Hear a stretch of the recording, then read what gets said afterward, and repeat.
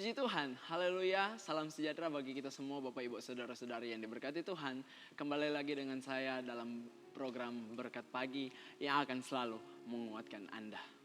Bapak Ibu Saudara, saya akan langsung membawakan kebenaran firman Tuhan di dalam kitab Kejadian pasal 4. Mulai dari ayat yang ketiga sampai yang kelima, saya bacakan, saudara bisa memperhatikan di Alkitabnya masing-masing atau di layar yang telah disediakan. Dalam kitab Kejadian 4 ayat 3 sampai kelima di situ dikatakan, setelah beberapa waktu lamanya, maka Kain mempersembahkan sebagian dari hasil tanah itu kepada Tuhan sebagai korban persembahan.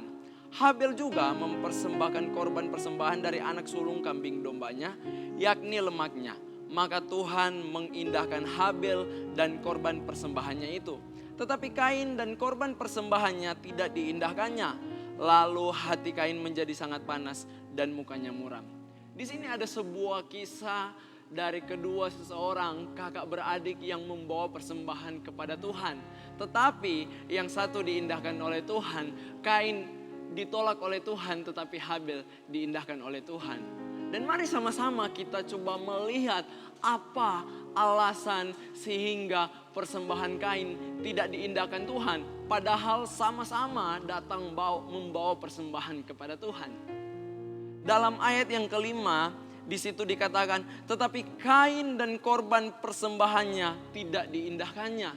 Di sini ada dua objek yang dikatakan, Kain dan korban persembahannya. Jadi di sini bukan hanya sekedar berbicara tentang persembahan Kain, tapi berbicara juga tentang Kain. Memang benar yang dikatakan orang bahwa persembahan yang Kain bawa itu adalah persembahan yang kurang tepat.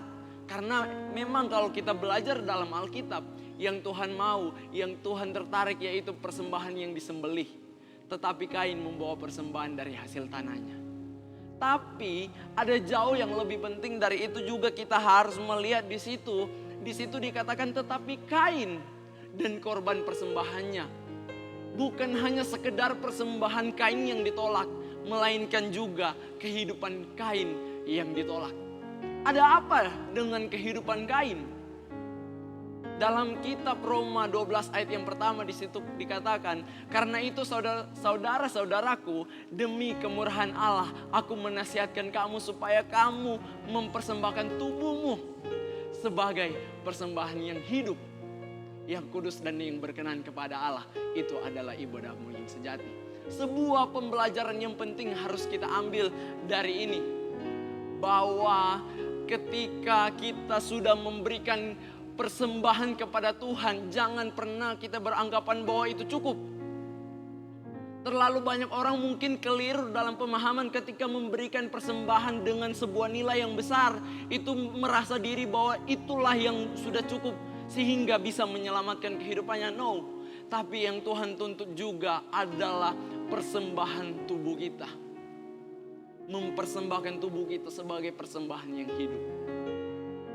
Mari sama-sama juga kita melihat dari kehidupan Habel.